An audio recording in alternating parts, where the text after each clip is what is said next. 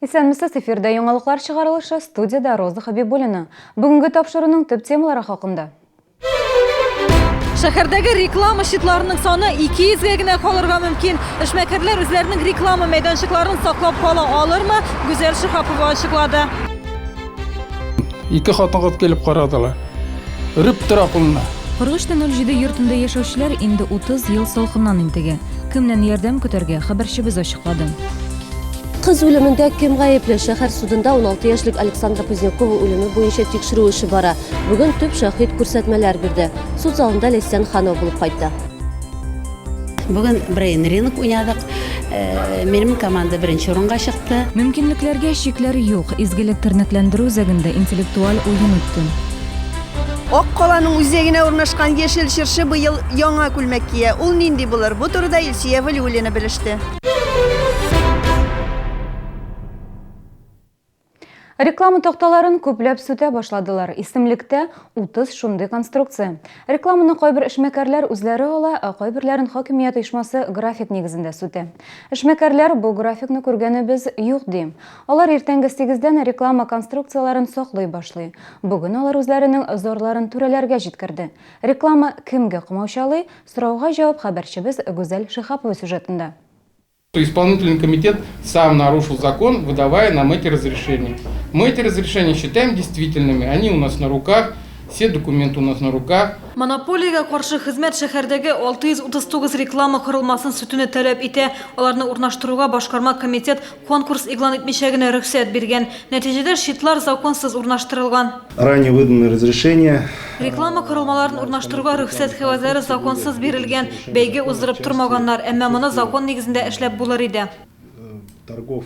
Кемнеңдер җавапсызлыгы аркасында ни өчен эшмәкәрләр түләргә тиеш? Бу сорауны күп тапкыр кабатладылар. Хәзер реклама бизнесы белән шөгыльләнүчеләр монополиягә каршы хезмәт карарын судка биргән.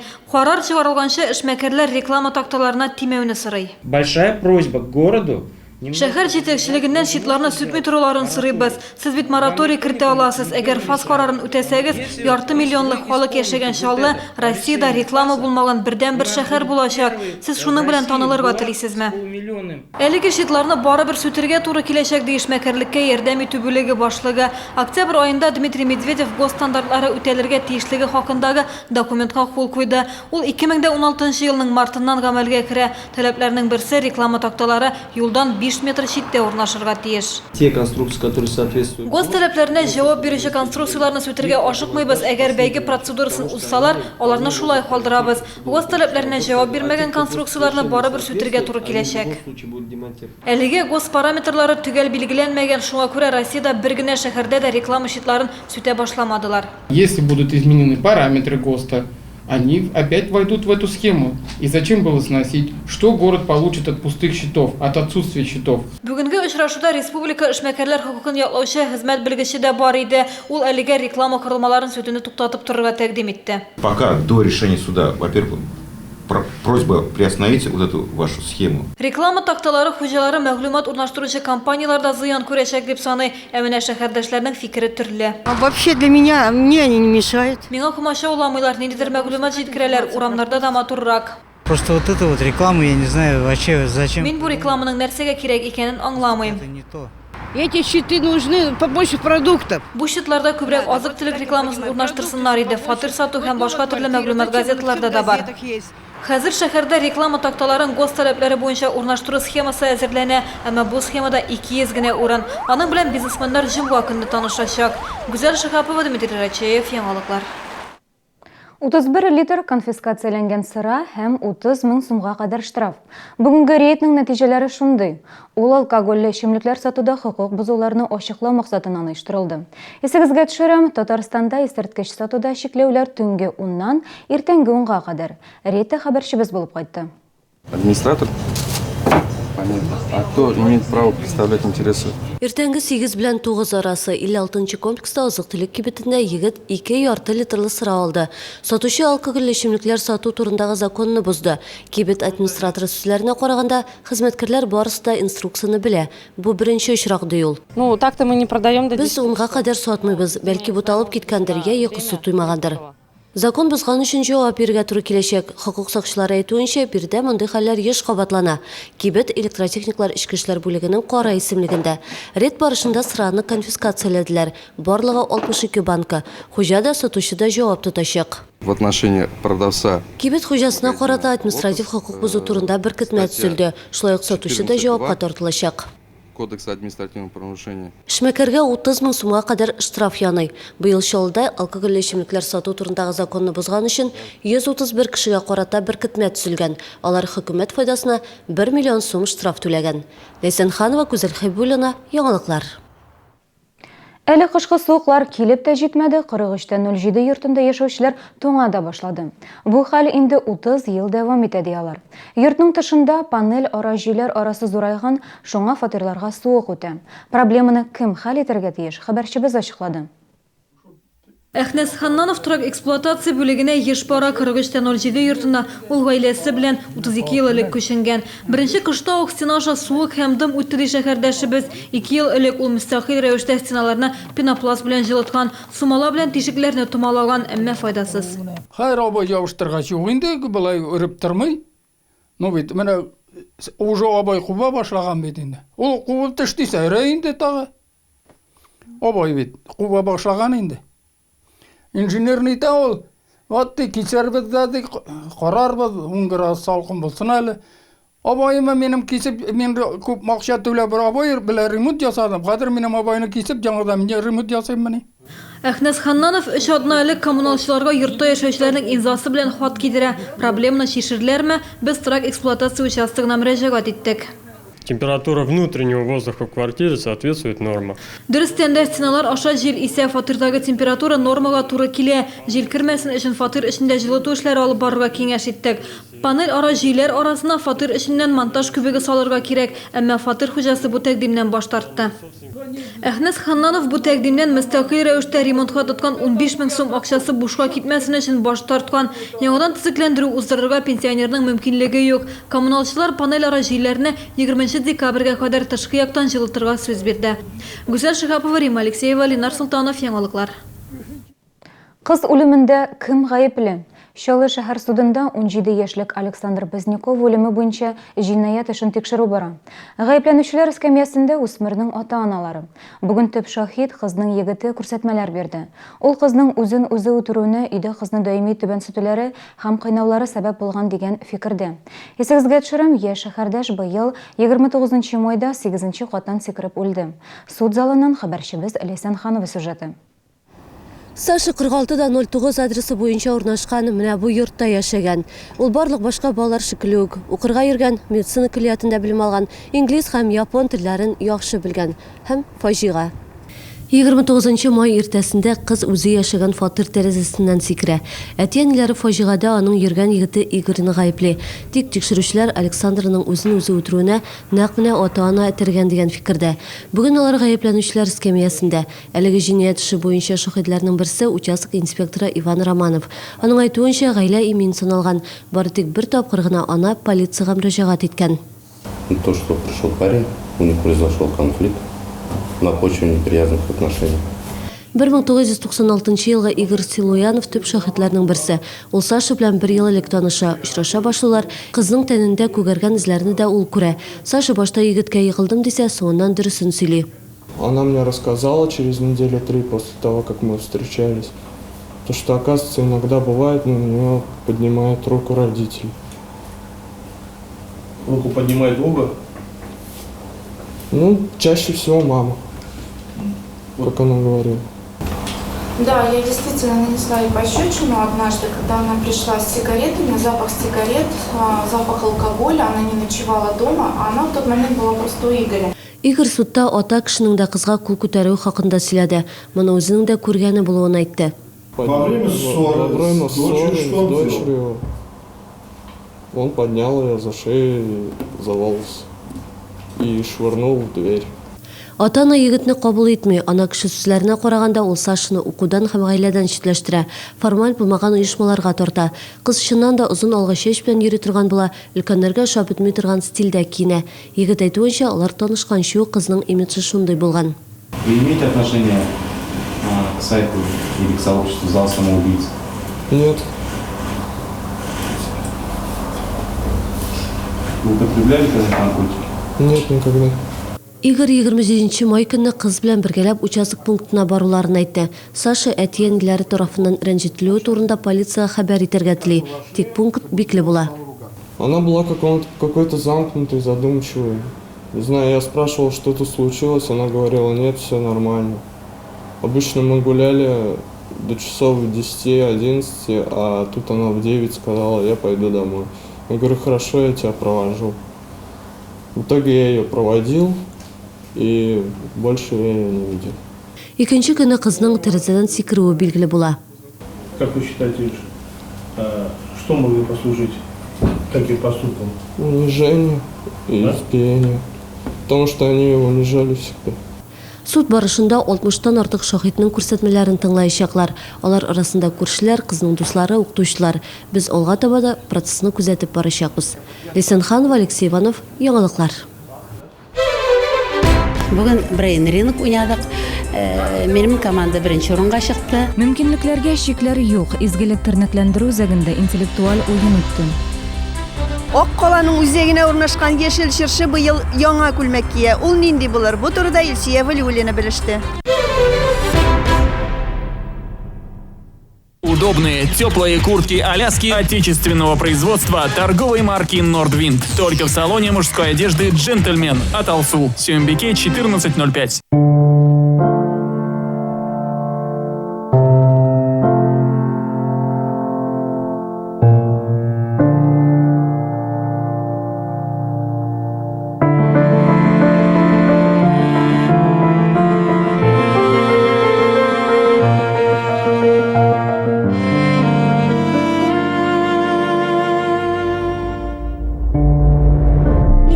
Нас там, где ездят машины.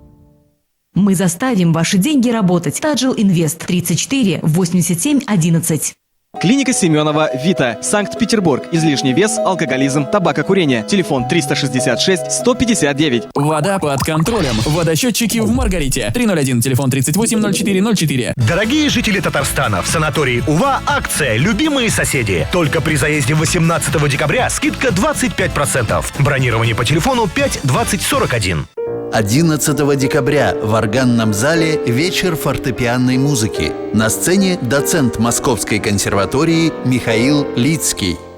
Обожаю готовить для родных. Последнее время прямо с утра кисти скованы. Купила желтый крем «Долгит» в аптеке. Снова радую близких. Долгит – немецкое качество по доступной цене. Успей купить квартиру по новогодней скидке 8%. Сувар Холдинг, созидая во благо. Оптово-розничная компания «Кирпич-сервис» предлагает широкий выбор кирпича. Более 100 видов. Все материалы в наличии. Доставка в течение одного дня. Наш адрес – Мензелинский тракт, 29/4, база «Стройбат». Телефоны 31 31 81 и 40 22 23.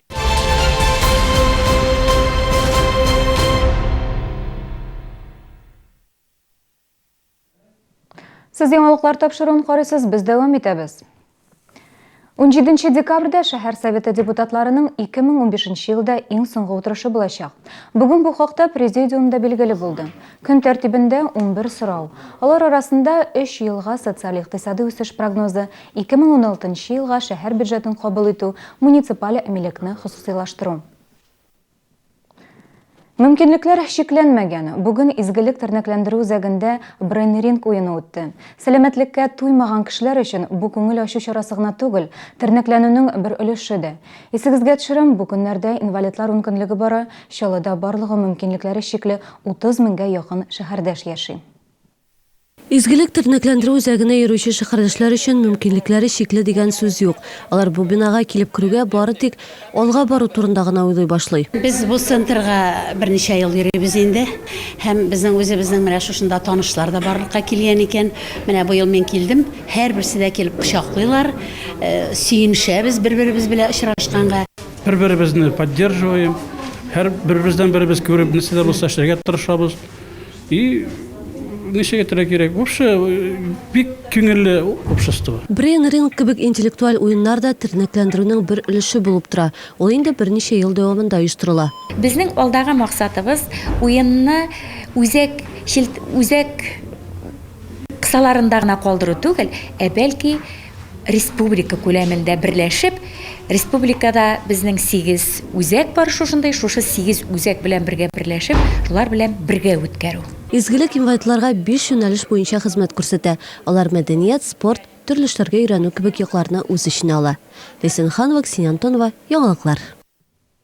Бүген халыкара коррупцияга каршы көрәш көне. Эчке эшләр идарәсе күрсәткечләре буенча коррупция юнәлешендәге җинаятләр быел узган елга караганда 3 тапкыр кимегән. Чаллы коррупциясыз территория дип расланган план буенча төрле чаралар уздырыла. Муниципаль хезмәткәрләрнең һәм муниципаль оешма җитәкчеләренең хезмәт хакларының дөрестлеген даими тикшерәләр. Ташландык җир кишәрлекләре һәм күчемсез милек объектлар буенча халык инвентаризациясе дигән акция үтә. Хокук бузулар турында халык контроле порталына һәм 30-59-81 ышаныч телефонына мөрәҗәгать итәргә мөмкин. Шулай ук коррупцияга каршы белгечләрнең электрон почтасына хат язарга була. Больше всего образование, здравоохранение. Күпчелек мәгариф һәм сәламәтлек өлкәсендә хукук бузулар күзәтелә. Дөрес алар күп түгел. Әгәр дә республикада һәм Чаллыда коррупцияга каршы көрәш мониторингын алып карасак, бүгенге көндә иң проблемалы булып сәламәтлек саклау өлкәсе кала. Иң гаугалы һәм соңгы үрнәк булып Чаллы наркология диспансеры мөдирен тоткарлау булды. Белгечне шәһәрдәшне исәптән төшерү өчен 30 000 сум акча алуда гаеплиләр. Хәзер бу эш буенча тикшерү бара. Әлеге темага тагын бер яңалык. Чаллы прокуратурасы түрәләрне коррупцияга өйрәтүче интернет-сайт барлыгын ачыклады. Биредә ришвәт алганда ничек тотылмаска икәнен өйрәнеп була. Хәзер бу факт буенча тикшерү бара, инде булачак җитәкчеләр бүген үк ришвәттән баш тартырга өйрәнә. Чаллыда коррупцияга каршы көрәш көне уңаеннан студентлар арасында интеллектуаль уен узды. Ришвәтне ничек дөрес бирергә һәм алырга икәнлеген өйрәтәләр. Моңа охшаш сайтлар бик күп, ди прокурорның өлкән ярдәмчесе Ленара Галимарданова. Хокук сакчыларының ришвәт алучыларны тотуда виртуаль өлкәдә дә эш тәҗрибәсе бар. Бүгенгә Чаллыда шундый 2 сайт ачыклаганнар. Данные так называемые пособия содержали информацию о... Монда өйрәтү әсбапларында ришвәт алу юллары турында языла. Кемнәргә мөрәҗәгать итәргә мөмкин икәнлеге күрсәтелә. Прокуратура ресурсларын ябуны сорап судка мөрәҗәгать итте. Хөкем карары 6 айдан соң гына билгеле булачак. Существует только 2 вида преступления, за которые президенту может быть объявлен импичмент. Это государственная измена и время пошло. Берәүләр коррупцияга өйрәтсә, икенчеләр ришвәт алуга каршы профилактик чаралар үткәрә. Кичә Чаллыда коррупцияга каршы студентлар арасында интеллектуаль уен уздырдылар. Мы добиваемся того, чтобы Студентларга без коррупциянең начар күренеш икәнен аңлатабыз, аңа каршы көрәшергә кирәк. Ягъни без аларны киләчәктә мондай хәлләрдән чыгу юлларын табарга өйрәтәбез. Я считаю, это то явление, которое разъедает общество изнутри. Бу күренеш җәмгыятьне эштән ашый дип уйлыйм. Мондый чаралар ешрак уздырылырга тиеш. Чөнки без үсеп килүче буын, булачак җитәкчеләр, булачак полиция хезмәткәрләре киләчәктә бу мәсьәләне шишәргә тиеш булабыз. Соңгы вакытта Чаллыда коррупцияга каршы көрәш актив бара, хәтта кичкенәдән үк. Җәй көне лагерьларда ришвәтчелеккә каршы көрәш буенча аңлату дәресләре үтте. Хәзер профилактика студентлар өчен оештырыла. Илсия Валиуллина, Ксения Антонова, яңалыклар. Азатлык мәйданында бүген яңа чыршыны җыя башладылар. Аны Чаллыга Мәскәүдән алып кайттылар. Чыршының биеклеге 30 метрга якын, түбәсе 2, диаметры 11 метр булачак. Төзүчеләр әйтүенчә, конструкцияның авырлыгы 7 тоннага якын. Яңа чыршыны беренчеләрдән булып хәбәрчебез Илсия Валиуллина күреп кайтты. Погода классная, собираем елку. Шәһәрнең төп чыршысы быел яңарып кына калмады, урынын да үзгәртте. Ул 6-нчы комплекс тукталышына терәлеп үк торачак. Бүген аның каркасын җыя башладылар. Урында 8 белгеч эшли. Белгечләр әйтүенчә, конструкцияны җыю озакка сузылмаячак. Из Москвы приехала машина. Дүшәмбе көне Мәскәүдән чыршы каркасын төягән машина килде. Аны бушаттык. Сишәмбе монтажлый башладык. Эшне ел көннәрне төгәдләргә ниятлибез. Урамда кар юк диярлек, ләкин һава салкынча. Белгечләр моны иң кулай һава торышы ди. Чаллыдан заказ белән эшләнгән чыршы компаниянең яңа уйлап чыгарган үзенчәлекле эше. Түбән Камаллыларда шундый ук яңа ел символына заказ биргән, ләкин анда агач кыскарак булачак. Елканың бер детален җыябыз менә, Алла берсә, яңа елда безнең шәһәрдәшләребез яхшылап ял итсеннәр өчен. Сборный чыршы инде бу. Һәрберсе аерым-аерым минутлардан тора. Һәрбер кешегә менә аерым шушлайтып безгә бирделәр. Менә без шушыл өчен җыябыз, калган кешеләр калган өчен җыялар. Безнең шәһәрдәшләребез, менә минем кызларым белән, хатыным белән бергәләп Алла булса шунда шушы Чаллы халкы белән бергәләп ял итәргә шунда. 7 тонналы шыршыны бетон блоклары тутып торачак. Сейчас будем устанавливать бетонные блоки. Шыршыны тутып тору өчен хәзер бетон блоклар куя башлыйбыз. Аларның саны 25 тирәсе булырга тиеш. Җитештерүче компания белдерүенчә, шыршы күпереп торган винил ылыслардан тора. Аңа янып торучы уенчыклар, декоратив бизәлешләр һәм төсле яктырткычлар эленә. Азатлык мәйданында яңа шыршы ачылышы 25 декабрьгә билгеләнгән. Илсия Валиуллина, Дмитрий Рачеев, яңалыклар. Бу сезгә җиткерәсе соңгы хәбәребез иде. Студияда Роза Хабибуллина булды. Киләсе очрашуларга кадәр.